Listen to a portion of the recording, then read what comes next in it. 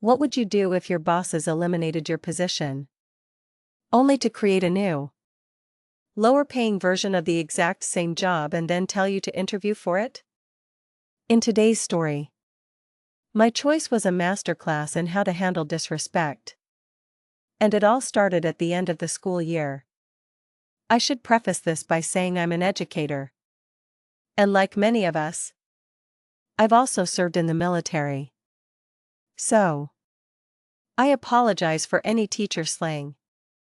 It's just second nature now. This story is about how my school district decided to let go of all its assistant and vice principals, replacing us with teachers on assignment to save a buck. I wasn't heartbroken about losing the title, but the way the new administration team treated me on my way out was a bridge too far. I tried to help my staff, but it seemed my bosses cared more about their image than their employees' well-being. So I decided to do things my way.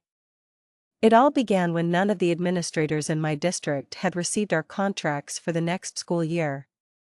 Rumors were flying about a pay scale shift being the reason for the delay.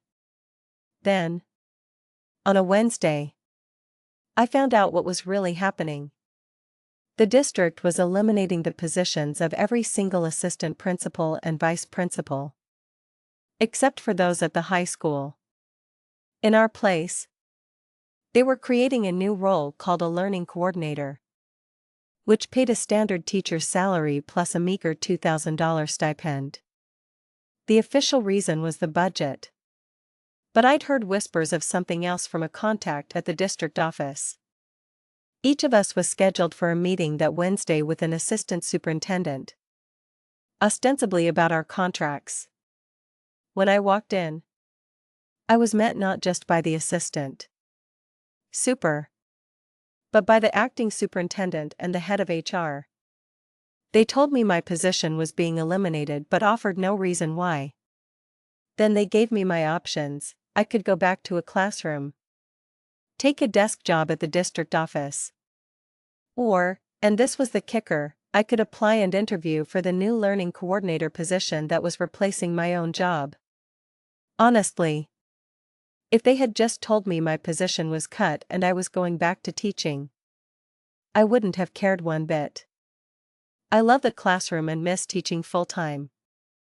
But telling me to apply and interview for a job I already held felt like a slap in the face. They gave us until Friday to decide. That afternoon, I went to see David, an assistant superintendent and one of the few truly decent leaders left in our district. David confirmed my suspicions. There had been a major internal shakeup. He couldn't give me details, but the fallout was clear. Our superintendent was released from his contract, and one of the other assistant superintendents was being demoted to become the new principal of my school. My current principal wasn't returning for health reasons. And the new learning coordinator position at my school? It had already been filled, without any interviews. The new hire was a school counselor from the high school, who just so happened to be a known lackey of the demoted assistant superintendent. My new principal, Ms. Albright. They were about to replace a beloved principal with Ms. Albright, a demoted and disgruntled bureaucrat. It was a decision rooted in backroom politics. And it revealed the district's greatest fatal flaw, their belief that a school's culture could be dictated from an office, without regard for the people who actually built it. I didn't need until Friday to make my decision. The next morning, I walked into the acting superintendent's office. I made sure to sound professional, but I spoke with an authority he couldn't ignore. I told him that laying off a group of dedicated administrators just to hire cheaper replacements for the same job was, frankly, bullshit. I pointed out several examples of the district's idiotic handling of situations. I then told him he was about to ruin a fantastic school with an amazing team by installing Ms. Albright, a lazy, mean, parent-pleasing person, as its new principal and letting her bring in her crony as her second-in-command. I believe my exact words were that she was as useless as a screen door on a submarine and as mean as Dolores Umbridge. I finished my 3-minute speech by stating that I would work my tail off to finish the school year strong, preparing everything I could to make the transition easier for the teachers. I also made it clear that I would never work for or recommend this district to anyone ever again. As I left, I informed him that I expected an amazing letter of recommendation by Friday afternoon, as my years of service had more than earned it. So what was my next move? On Wednesday, I had called my old friend Leo, the principal of a successful STEAM charter school. For the last 5 years, he'd been trying to recruit me. He told me he had 3 openings, and I could have my pick. So next year, I am thrilled to say, I will be a 6th grade teacher. I even get to design my own curriculum, as long as it meets state standards. Sure, I could have looked for another admin job, but I needed a break from leadership. I needed to love my work again. I feel for my current staff, knowing the regime change will be hard on them. The only way I could have stayed to help would have been to take a teaching position there. But I would have been just as miserable and powerless as them. So, for my own sanity and for my daughter, I made the move. My daughter will even be coming with me to the new school as a 5th grader. She's thrilled. She's visited before and loves their technology room, robotics class, and science labs. As a final goodbye to my staff, I went out and bought nice letter paper and scratch-off lottery tickets. I wrote a short, personalized note to each of them, ending with the line, "I'm giving you some scratcher tickets. My hope is that you are as lucky scratching them as I have been lucky to have worked with you." With my contract ending in June, I felt a sense of freedom. But I had one last gift to give my teachers. My district requires every teacher to complete 24 hours of additional professional development, or PD, training each year.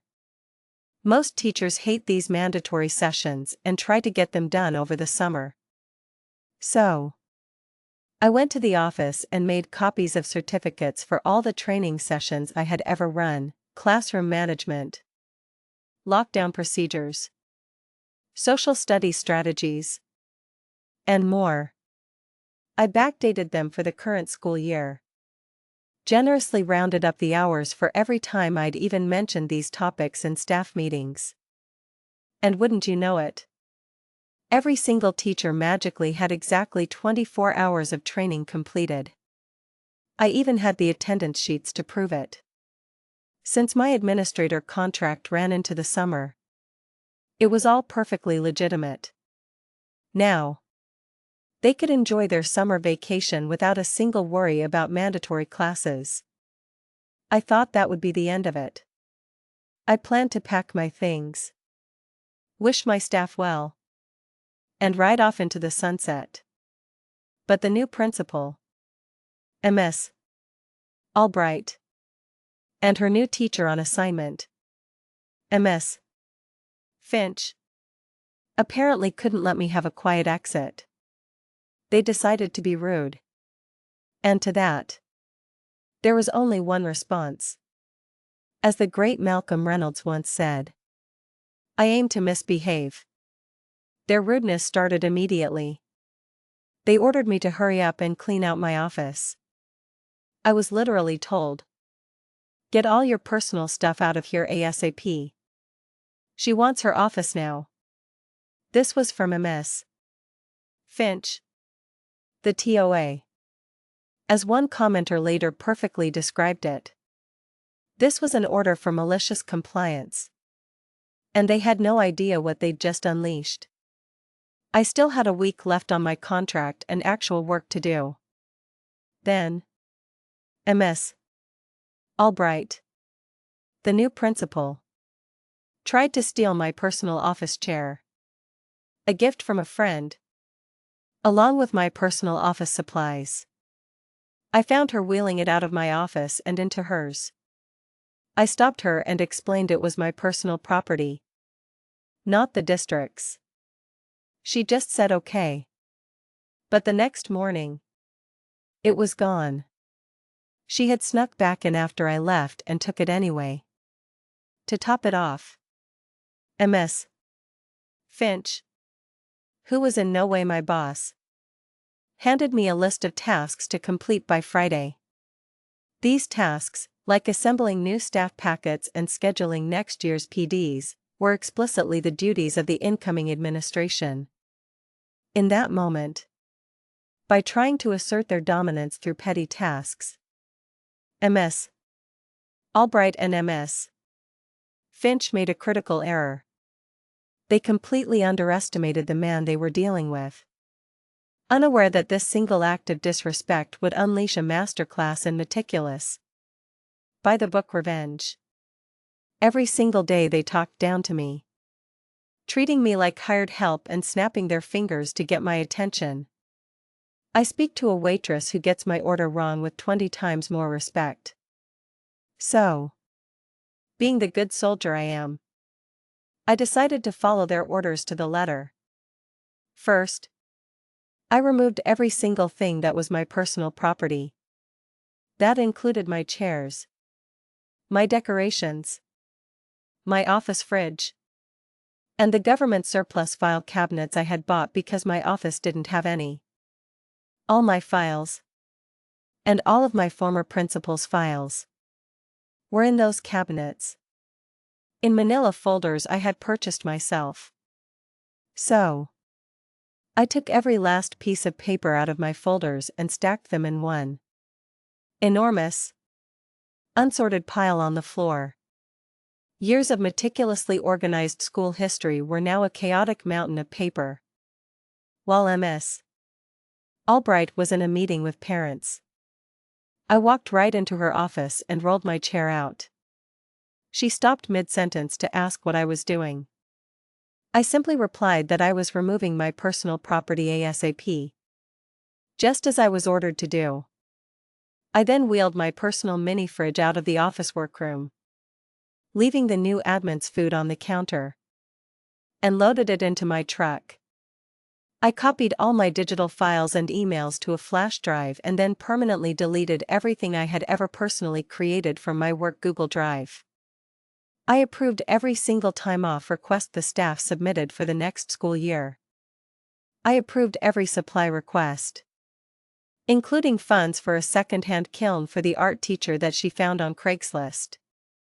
I had repaired my wobbly desk with bolts from home. I took the bolts back, leaving it lopsided again. The two-way mirror into the detention room, which allowed me to supervise students from my office. It was mine. A gift from a friend. I popped it right out of the wall, leaving a nice hole for the TOA to deal with. The lockdown buckets and fire drill bags I had assembled with my own money, I took those too.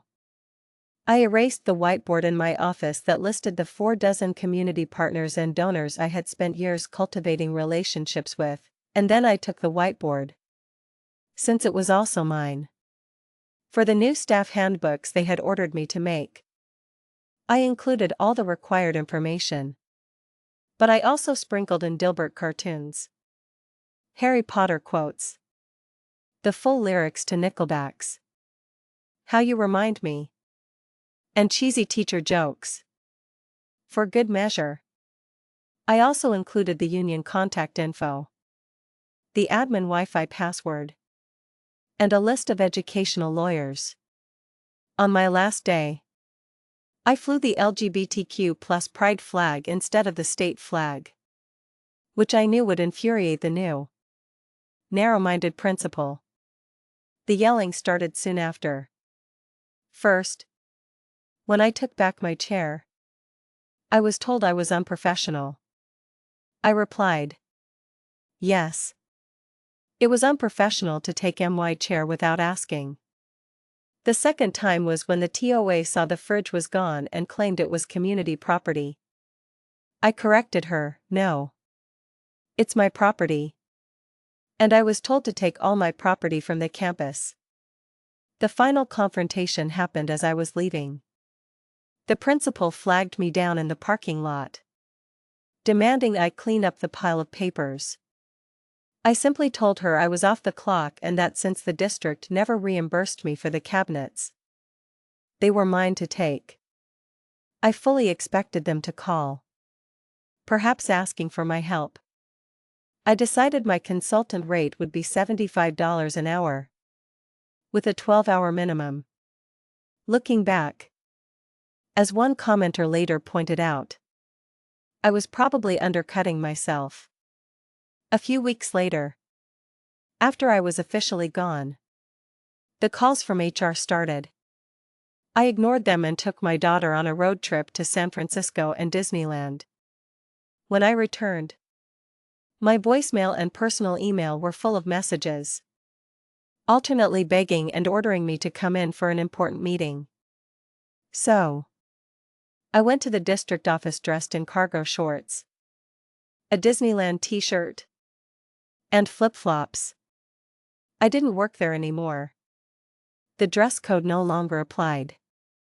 The HR manager tried to butter me up, but I cut to the chase. They wanted me to return the items the new principal had listed as sorely needed. The list included my chair, seriously, my refrigerator, my community contacts board, my personally designed forms, the two-way mirror, and my lockdown buckets. They also wanted every note I ever took on staff and students. My answer to every single request was a simple, firm no.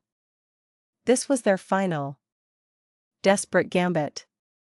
They thought money could solve a problem that was never about money to begin with. It was about respect. And in that department, their account was severely overdrawn. I explained that the furniture and appliances were my personal property. The chair was a gift, and the new principal could afford her own. Any documents I took or deleted were my own intellectual property.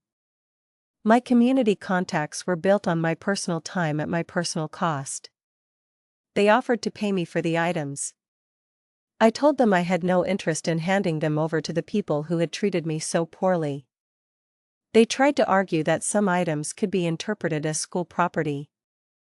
I told them they were welcome to try and force me in court, but that their new administrators had created a hostile work environment. I then gave them my lawyer's contact information. I wished them a good school year and walked out, confident I would never hear from them again. As for that chair they were so obsessed with, I still have it. And yes, as many people have asked, it is incredibly comfortable. Ultimately, this story shows that leadership isn't about a title on a door. It's about earning respect through your actions. When you treat hardworking people as if they are disposable cogs in a machine, you can't be surprised when they walk away, taking with them all the knowledge, resources, and goodwill that made your job possible in the first place. So, let me ask you, what's the most satisfying moment of malicious compliance you've ever been a part of or witnessed?